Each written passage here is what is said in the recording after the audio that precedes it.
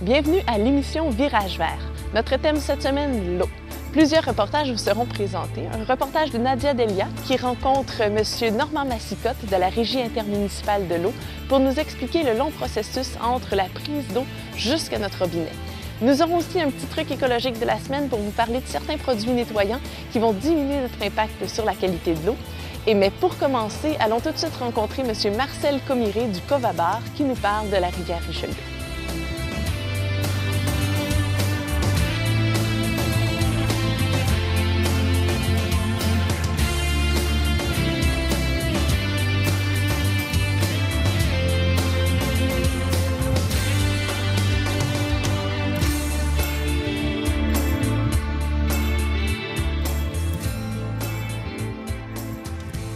Bonjour, M. Comiré. Bonjour, Madeleine. Alors, vous travaillez pour le comité de concertation et de valorisation du bassin versant de la rivière Richelieu. Est-ce que j'ai bien eu? C'est parfait, c'est le Covabar. Nous sommes un organisme de bassin versant reconnu par le gouvernement du Québec, un des 33 organismes reconnus. Suite au lancement de la politique de l'eau en 2002, le gouvernement a reconnu 33 rivières prioritaires où il fallait agir au niveau de l'amélioration de la qualité de l'eau, dont la Richelieu. Alors, donc, la qualité de notre rivière Richelieu, elle a l'air de quoi en ce moment? Je dirais que c'est moyen. OK. C'est sûr qu'il y a certains secteurs de la Richelieu, l'eau est de bonne qualité. Si on prend dans le secteur ici, il y a à Audubon Park, ils ont un site qui s'appelle la Pointe-Valène, où on a fait déjà de l'échantillonnage d'eau en 2002 et 2003, parce que la ville a déjà eu une plage là, qu'on a obligé de fermer à cause de la pollution de l'eau. Suite à nos analyses, le site était potentiellement baignable. Si on avait suivi les recommandations du ministère, leur grille d'analyse, elle aurait été cotée B, donc de bonne qualité. De bonne qualité. Sauf que c'est impossible. Il y a plein d'algues, il y a plein de vases, il y a plein de choses. Mais dans ce coin-là, l'eau est de bonne qualité. Mais c'est sûr que si on prend dans le bassin de Chambly, vis-à-vis à l'embouchure de la rivière des Hurons, qui est maintenant la rivière la plus polluée au Québec, la qualité de l'eau est douteuse. Je n'irai pas me mettre les pieds là-dedans. Et est-ce qu'il y a des endroits en ce moment où on peut se baigner dans le Richelieu? Il n'y en a pas beaucoup. C'est plus dans le Haut-Richelieu, dans le coin de Saint-Paul-de-l'Île-aux-Noix. Il y a une colonie de vacances où les jeunes peuvent se baigner. L'eau est de bonne qualité dans ce coin-là. Il faut savoir que l'eau qui arrive du lac Champlain, du côté américain, est de très bonne qualité. OK. Donc, c'est nous qui... Et donc, elle arrive du lac Champlain, puis elle se rend jusqu'à Sorel. Jusqu'à Sorel-Tracy. Mais elle se dégrade, la qualité de l'eau se dégrade au fur et à mesure qu'on avance. Les petits tributaires ou les cours d'eau se jettent dans le Richelieu. Ça peut être des cours d'eau agricoles, des cours d'eau en milieu urbain. Alors, ça cause une pollution. Donc, les villes, si on passe, mettons, de Saint-Jean-sur-Richelieu, qui prend que sa prise d'eau, mais qui a une usine d'épuration aussi en aval qui rejette son eau. On fait ça tout le long du Richelieu. Rendu à Sorel, l'eau est de mauvaise qualité. Donc, si je comprends bien, les sources, c'est les sources agricoles, à la fois municipales. Oui. Puis, est-ce qu'il y a d'autres sources de pollution? Il y a les riverains, c'est sûr, qui peuvent par le biais de produits chimiques, mettre sur leur pelouse. Okay. Il y a les usagers, les gens qui se promènent. Il faut savoir que la rivière Richelieu, c'est une rivière navigable. Alors, les gens se promènent en embarcation motorisée la plupart du temps. Alors, c'est une pollution. Il y a de l'huile. Quand c'est de gros bateaux, bien, souvent, il y en a qui vont, au lieu d'aller vider leur fosse pour leur toilette dans une marina, ils vont le faire dans le Richelieu. Alors, qu'est-ce qu'on peut faire pour essayer d'améliorer la qualité du Richelieu? Bien, je pense qu'il faut travailler au niveau de la sensibilisation et de l'éducation des gens, okay. Des élus aussi, mais des gens, les riverains et les utilisateurs. Ce n'est pas nécessairement des riverains, c'est ceux qui viennent... comme je disais, il y a beaucoup d'embarcations motorisées. Il y a 23 marinas le long du Richelieu. Donc, si vous partez du lac Champlain, il y en a tout le temps. Juste à Saint-Paul-de-l'Île-aux-Noix, il y en a 9. Okay. Et de grosses marinas. Là. Donc, quand je parle il y a des stationnements de bateaux, c'est énorme. Alors, il y a beaucoup de bateaux. Donc, il faut travailler à la sensibilisation de ces gens-là. C'est important. Mais des riverains aussi. Parce que souvent, ils ne font pas ça pour mal faire toujours. Mais ils ont besoin d'être renseignés sur ce qu'ils peuvent faire pour améliorer. Qu'est-ce qu'ils pourraient faire? Donc, c'est sûr que on ne veut pas qu'ils tombent leur gazon jusqu'au bord du cours d'eau. OK. Donc, garder une espèce de... Une espèce de bande riveraine végétalisée. Il existe des plantes intéressantes qui n'ont pas de misère à survivre en milieu humide ou en replat de talus. Des espèces qui ne demandent pas beaucoup d'entretien et qui sont belles. Donc, on veut travailler là-dessus pour les gens. En milieu agricole, c'est sûr qu'on fait déjà des projets avec eux pour les faire bouger, que ce soit plus que leur bande de 3 mètres obligatoire qu'ils doivent faire comme protection. On veut qu'il y ait des bandes plus larges et qui, pas juste faire ça, mais qui travaillent au niveau de leur méthode de travail. Il y a moyen de travailler sans mettre autant de produits chimiques ou d'herbicides, Je pense qu'on disait aussi précédemment que ces bandes riveraines-là, au milieu agricole, elles aident à conserver le sol aussi. Oui, parce qu'un des problèmes, si vous promenez le long du Richelieu, quand il y a de grosses pluies, à chaque petit tributaire, vous avez un panache brun. Oui. Ça, ce sont les bonnes terres qui foutent le camp dans les cours d'eau, les bonnes terres agricoles. Donc, les producteurs ont intérêt à protéger leurs berges et mettre des bandes qui ont de l'allure. Stabiliser, parce que souvent, ils ont des pentes très fortes et il y a de l'érosion beaucoup. Donc, mais il y a moyen de corriger ça, de stabiliser, de végétaliser les berges comme il faut. Alors, j'ai entendu dire que la rivière Richelieu est une rivière assez riche côté poissons. Est-ce que vous pouvez nous en dire plus sur les poissons qu'on retrouve là, dans le Richelieu? Bien, je peux vous parler de notre poisson emblématique, le chevalier cuivré, qui est une espèce en voie de disparition. Tout ça à cause de la pollution. Mais c'est un beau poisson, c'est un poisson de fond qui mange des petits mollusques. Mais la qualité de l'eau est tellement mauvaise à certains endroits où il se reproduit, parce qu'il se reproduit seulement dans le Richelieu. Le chevalier cuivré, c'est un poisson unique au Québec.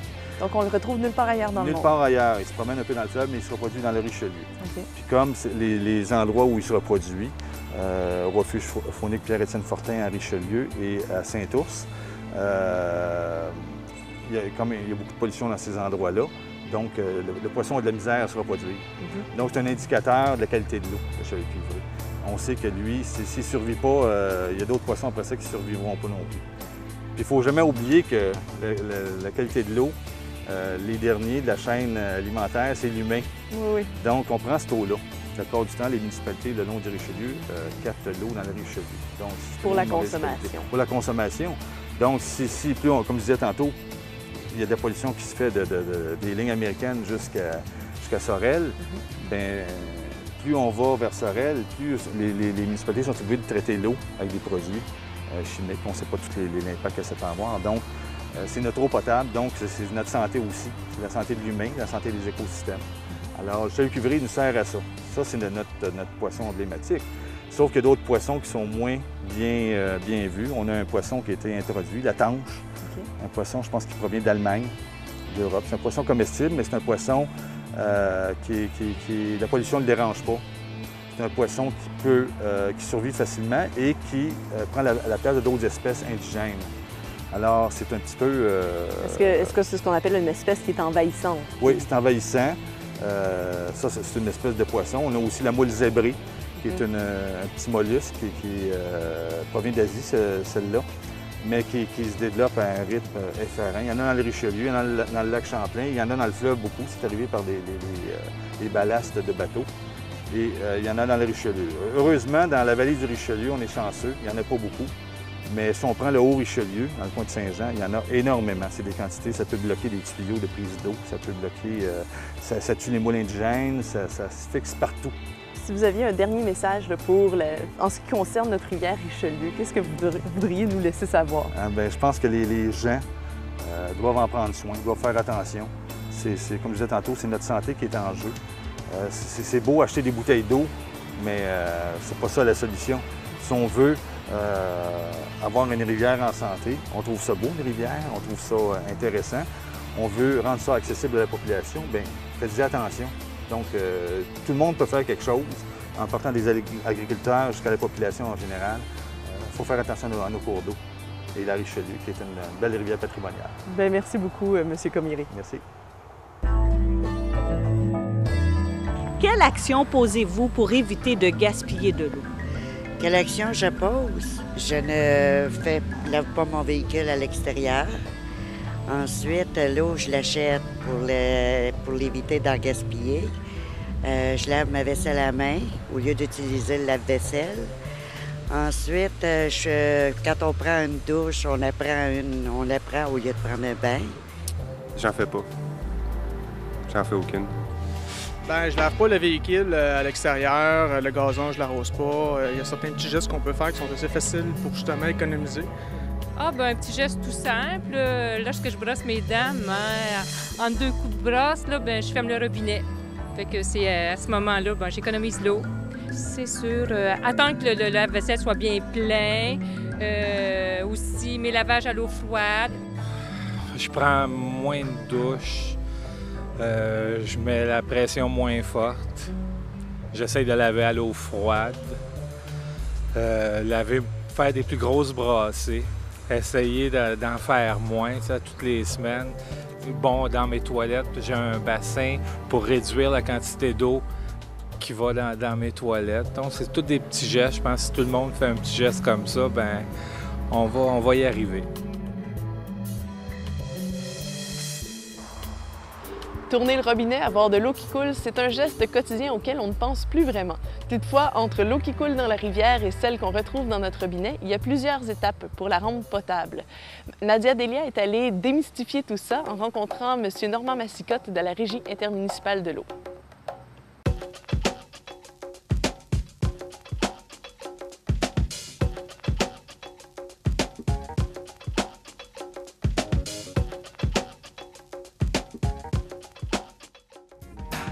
Bonjour, M. Massicotte. Bonjour, Nadia. Merci de nous accueillir à la Régie intermunicipale de l'eau potable, Varennes, Sainte-Julie, Saint-Amable. C'est ça. Premièrement, quelles sont les étapes que parcourt l'eau du fleuve à notre robinet? En fait, il faut se rappeler que l'eau potable, c'est comme un produit manufacturé, donc ça nécessite plusieurs étapes avant de rendre ses propriétés d'origine pour qu'elle soit consommable sans être dangereuse pour la santé humaine.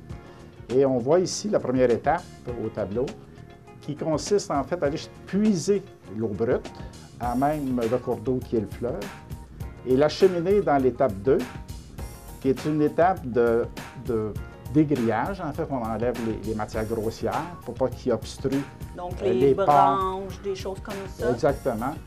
Pour pas qu'ils obstruent la pompe ou les mécaniques qu'on a à l'intérieur de l'usine, pour après être acheminé vers le système de traitement chimique proprement dit, qu'on va retrouver à l'étape 4.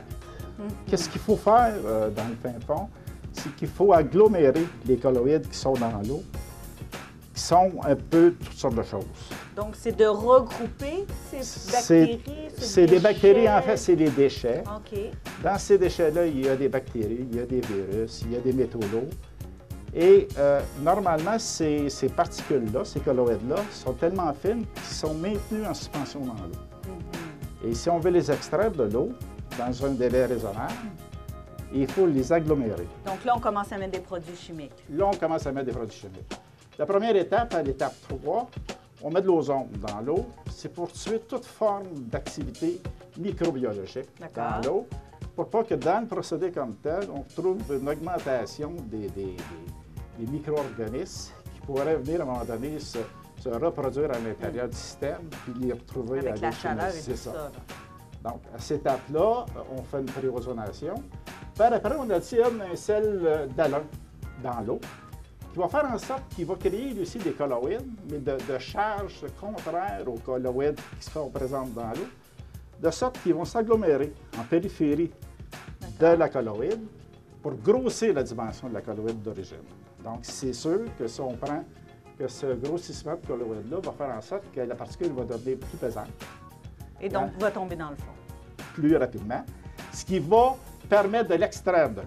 Donc, le procédé à l'étape 4, c'est de faire justement ce début d'amorce, d'agglomération, pour par après passer à l'étape 5, qui est une étape où les colloïdes qui ont été grossis vont rester dans une zone tranquille, avec le moins de vitesse pour pouvoir atteindre le fond du bassin. Donc là, on voit que l'eau aussi s'en vient de plus en plus claire. On voit la transition. Là, on voit que l'eau bleue se tient tranquillement en surface. Et vers le fond, on va avoir une accumulation de boue qui va être extraite périodiquement. Ça, c'est des bassins de quelle profondeur environ? Là? On parle d'environ 6 mètres de profondeur et on parle d'un temps de séjour d'environ 1 heure. Donc, 1 heure à cette étape-ci. Oui. Là, maintenant, l'étape numéro 6. Les colloïdes qui échappent au processus de décantation, Ces colloïdes-là, il ne faut pas qu'ils aient dans l'eau potable parce qu'ils peuvent contenir des colloïdes avec des bactéries et d'autres types de micro-organismes ou de métaux. On les passe à l'étape de la filtration où là, on va enlever, on va peaufiner le traitement d'enlèvement de ces colloïdes-là. C'est quoi qui filtre? Est-ce que c'est comme du charbon, comme dans il y a les deux procédés. C'est un mix média qu'on appelle qui est anthracite et sable. D'accord. L'anthracite enlève les particules un peu plus grossières, puis le sable fait le polissage final. Et l'eau ainsi collectée, par après, va être emmagasinée dans des réserves, mais avant d'aller dans la réserve, il va subir des traitements. Ces traitements, on le voit à l'étape 7, qui est une post-ozonisation. L'ozone est un désinfectant très violent, beaucoup plus puissant que le chlore. La seule chose, c'est qu'il ne reste pas de résiduels. Son temps de vie peut-être 1 heure ou 2. D'accord. Après ça, il disparaît complètement. Ça va être suivi par après avec une chloration. Pour être sûr d'avoir tout tué. Tout tué. D'ailleurs, une étape que je n'ai pas parlé tantôt, qui est aussi importante, c'est qu'après le décanteur, il y a une chloration intermédiaire. OK. Pour éviter qu'il y ait une activité bactériologique qui se fasse sur le filtre. Sur le transfert. Okay. D'accord.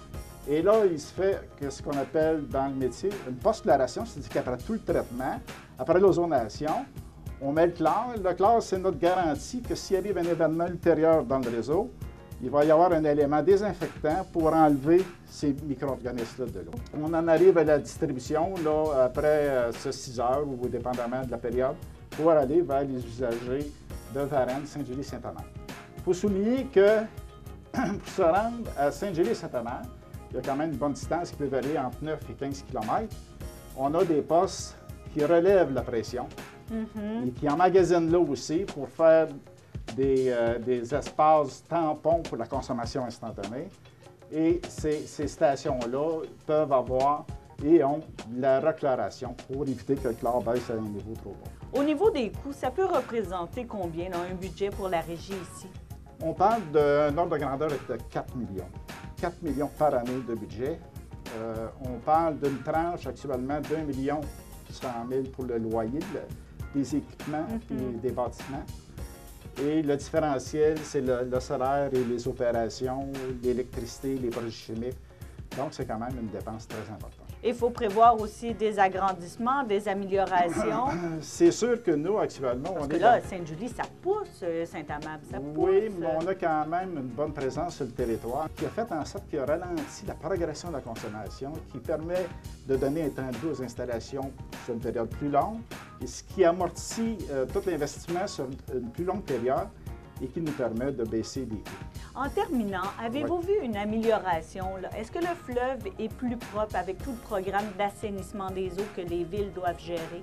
Définitivement. Que le fleuve, je pense qu'il faut le dire, c'est une des meilleures sources d'approvisionnement au Québec pour les usines de traitement d'eau. C'est une masse d'eau qui reste relativement stable. La qualité du fleuve s'est améliorée d'année en année. On a un programme d'assainissement qui est très performant. Le suivi est très exigu au niveau de l'application des règles. Et je pense qu'on a tout à se féliciter comme Québécois d'avoir obtenu ces résultats-là avec le programme d'assainissement. Si la source propre est plus propre? C'est que ça devient moins problématique au niveau du traitement. Il y a moins de changements requis au niveau des dosages et ça donne une assurance qualité plus grande. Bien, merci beaucoup, M. Massicotte, à nous éclaircir sur les étapes. Toute l'équipe de Virage Vert vous invite à nous faire part de vos commentaires ou suggestions en communiquant par téléphone au 450-464-7605 ou en écrivant par courriel à l'adresse suivante tvr9@vidéotron.ca. L'émission Virage Vert est en rediffusion sur les ondes de TVR9 le mardi à 19h et le jeudi à 10h30. Pour toute autre information, consultez en tout temps le site internet www.tvr9.org.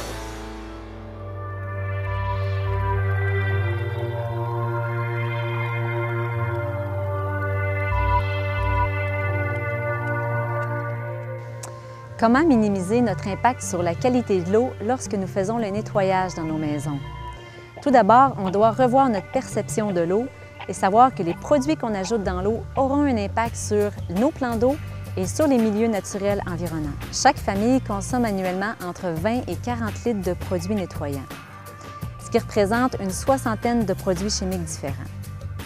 Souvent, ces produits sont trop puissants pour l'usage domestique. Ils peuvent atteindre la santé humaine et contaminer l'air que l'on respire. Donc, si on veut faire un nettoyage plus écologique, 2 possibilités s'offrent à nous. La première solution est de faire soi-même des nettoyants domestiques à partir de quelques ingrédients de base qui sont non toxiques, sont peu coûteux et sont très efficaces. On a le vinaigre, le bicarbonate de soude, le savon pur, le citron, en fait le jus de citron, et les huiles essentielles d'eucalyptus, de citron ou de lavande. Pour nettoyer un four, on peut utiliser du bicarbonate de soude avec un peu d'eau, laisser reposer pour toute la nuit et le lavage sera très efficace et très facile le lendemain.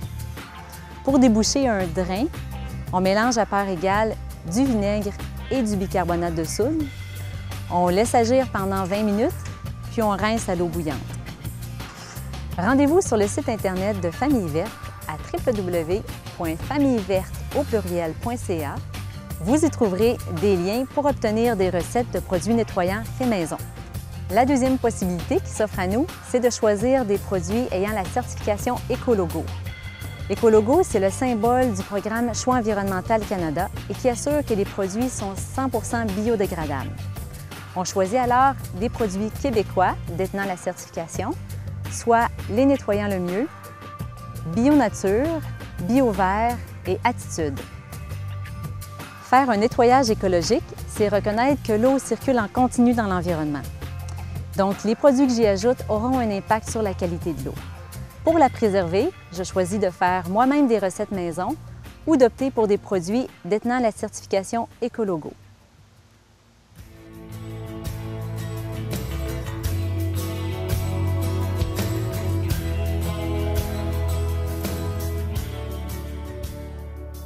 Pour tous les gens qui sont soucieux de leur environnement, de leur eau, voici une belle option offerte à vous.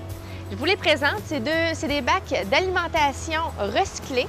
Donc, c'est des anciens bacs, soit d'aneth, de cornichons. Je trouve ça important de dire alimentaire. Première raison, le plastique beaucoup plus résistant. Deuxième raison, c'est important pour nous de récupérer l'eau de pluie dans des bacs alimentaires. Donc, non pas dans des bacs où il y a eu des huiles usées ou ces choses-là pour notre santé. Donc, voici 2 bacs. Je vous en présente 2 formats différents. Il y a beaucoup de couleurs différentes également. C'est fait ici à Montréal par une compagnie qui s'appelle Alter Eco. Donc, cette compagnie-là va récupérer directement les bacs alimentaires et refait les restructurations. Donc, c'est des bacs complètement recyclés. Ils viennent chercher le bac. C'est environ du 200 litres d'eau. Et moi, je vous dirais, pour l'avoir essayé personnellement à la maison, j'en ai rempli à peu près 8 bacs comme ça par été. La façon de procéder, c'est qu'on vient installer le bac directement sous une gouttière de maison. Donc, on a besoin de couper la gouttière. On va venir prendre le bac alimentaire et on vient l'installer sur 2 blocs de ciment. Première raison, c'est que ça descend mieux par gravité. Et deuxième raison, ça va vous laisser l'accès à mettre une chaudière ou à mettre votre hose directement. Les bacs sont très bien faits, très résistants. Première chose, bonne poignée en cuivre pour récupérer l'eau. Par la suite, un bon couvercle vissé, scellé pour la sécurité des enfants, très important. Sur le dessus, vous allez y retrouver 2 filets. Donc, un pour éviter tout ce qui est virus du Nil, parce que les maringouins aiment beaucoup tout ce qui est l'eau stagnante. Et deuxième filet un peu plus gros pour éviter tout ce qui est barre d'eau au dépôt du toit pour que ça ne vienne pas récupérer dans le bac, pour éviter tout ce qui est moisissure. Vous allez retrouver aussi à l'endos un reflux. Et dans le bac, ils viennent avec. Et le monsieur a récupéré des tuyaux de pneus de bicycle recyclés qu'on vient installer sur le reflux. Parce que si jamais il y a trop plein d'eau, c'est important que ça vienne s'écouler à l'avant pour ne pas que ça tombe sur votre fondation de maison parce que ça pourrait venir endommager à ce moment-là. Donc, utilisation du bac. Très important à savoir aussi, c'est que l'eau est très, très bonne pour tout ce qui est plantes extérieures, intérieures, gazon, jardin. Parce que l'eau n'est pas chlorée, c'est l'eau de pluie pure. De plus, elle est toujours à la bonne température. Les gens aussi qui ont des chalets, c'est important à savoir parce qu'il y a beaucoup de gens dans ces régions-là qui ont des compteurs d'eau. Donc, vous pouvez économiser énormément pour tout ce qui est pouvoir flusher votre toilette, prendre votre douche, faire bouillir votre eau et faire votre alimentation, donc faire votre cuisson. Il n'y a aucun problème, ça va super bien. C'est des bacs qui récupèrent très, très rapidement. Et à la maison, c'est très facile et c'est même super agréable. Mon petit poupon, moi, n'aimait pas la piscine. On a même pris un petit bac de recyclage, qu'on a mis de l'eau de pluie dedans et ça fait sa petite piscine pour l'été. Donc, il y a un moyen de trouver un truc pour chaque petit endroit de la maison ou du chalet. Vous pouvez retrouver ces produits ici à la boutique Pour une planète verte à Chambly ou pour plus d'informations au www.pouruneplanèteverte.com. Alors, c'est ce qui conclut notre émission sur l'eau. On a vu son importance tant dans le milieu naturel que jusqu'à notre robinet. Pour la prochaine émission, on se déplace au Mont-Saint-Hilaire pour rencontrer les espèces menacées et découvrir quelles sont les recherches qu'on y fait. D'ici là, je vous invite à prendre le virage vert.